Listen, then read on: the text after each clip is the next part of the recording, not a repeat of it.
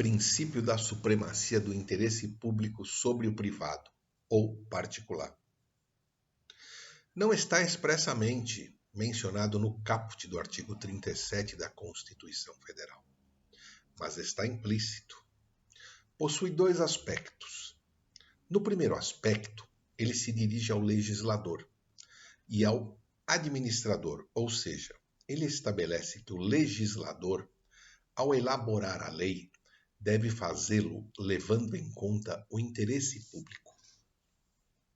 E ao administrador, na execução da lei, deve fazê-lo levando em conta também o interesse público. A supremacia do interesse público impõe ao legislador e ao administrador que observem o interesse público respectivamente na elaboração e na execução da lei. O princípio da supremacia do interesse público sobre o particular, no segundo aspecto, impõe a prevalência do interesse público quando em confronto com o interesse particular. Temos alguns exemplos na Constituição Federal.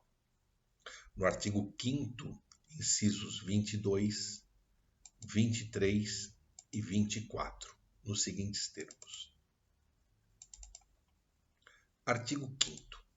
Todos são iguais perante a lei, sem distinção de qualquer natureza, garantindo-se aos brasileiros e aos estrangeiros residentes no país a inviolabilidade do direito à vida, à liberdade, à igualdade, à segurança e à propriedade, nos termos seguintes. Inciso 22. É garantido o direito de propriedade. Inciso 23.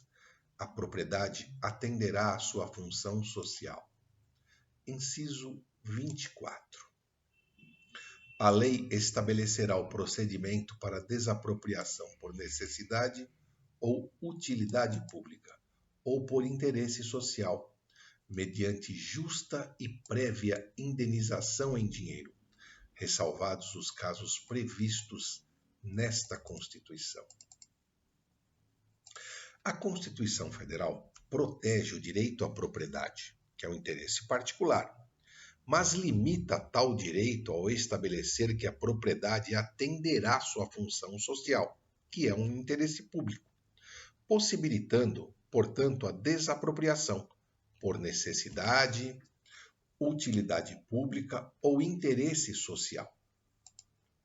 Nesses casos, o particular sofrerá a desapropriação.